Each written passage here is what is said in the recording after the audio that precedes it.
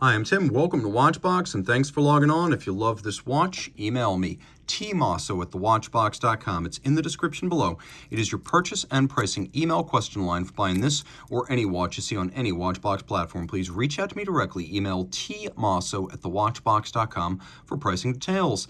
Today, we are discussing a watch that is emblematic of the late 80s, early 1990s, and the best of Rolex during that period.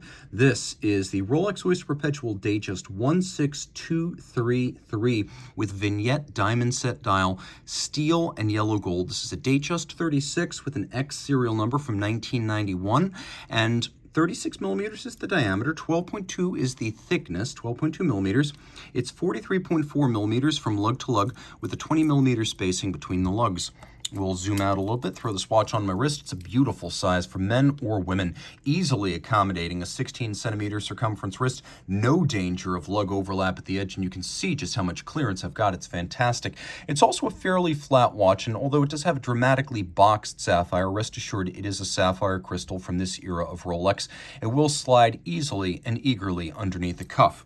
This is a more dressy Datejust. You can really gear up a Datejust depending on the options you choose to make it more of a sports watch or a dress watch. This is definitely one that is tailored toward elegance.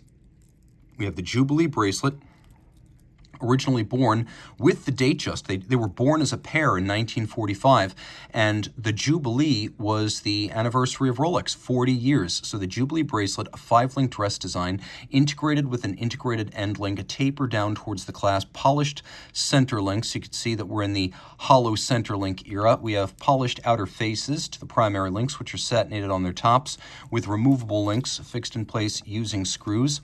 And then we have divots drilled through the clasp, so you can use your strap tool to change the anchoring point of the clasp and fine-tune the fit. And of course, a Rolex clasp from this era would be snap shut, friction fit. You can see the Rolex crown. The watch has been refinished, and there's some evidence of refinishing on the clasp and the case, though as you can see, the watch remains intact with no spring bar protrusion through the edge of the lugs. That's always a go, no-go for me. You can also see that the lugs are in good condition without denting, end to end and side to side.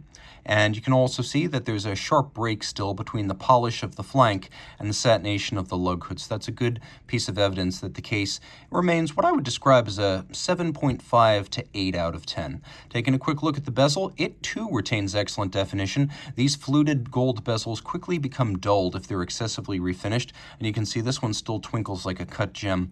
We have a Rolex twin lock crown in gold. We know that because it is 2 dots.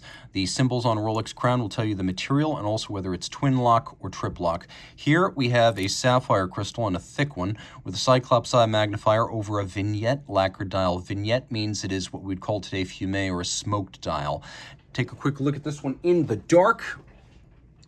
And as you can see, it has subsequent Luminova hands, but the dial base itself is all original factory tritium. The hands are Rolex. They were probably put on the watch during factory service at some point between now and the 90s, but the dial itself, which is really what you look for on a vintage Rolex, is all original factory tritium. And of course, it features gold indices that have been set with brilliant cut diamonds. You can also see we have a matching gold metallic date disc. Inside the watch, we have caliber 3135, a long-running, very accurate workhorse. We have the hacking seconds function. And then we also have a quick set function for the date, so you can rapidly cycle the date if you wish to do so.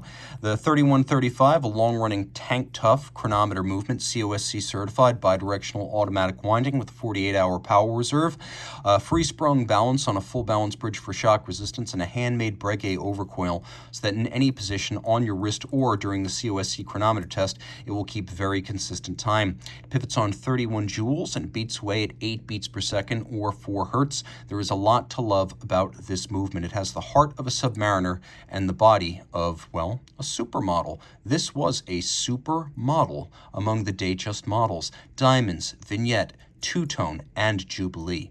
And of course, a watch from 1991 from today's vantage point is very much vintage. This is a great way to get into vintage Rolex without dealing with the hornet's nest of fake Daytonas from the 60s and 70s or fake subs from the 50s and 60s. This is a watch that's honest and a daily driver in terms of its condition with outstanding mechanical operation and a dial that is as sharp as the day it left Geneva.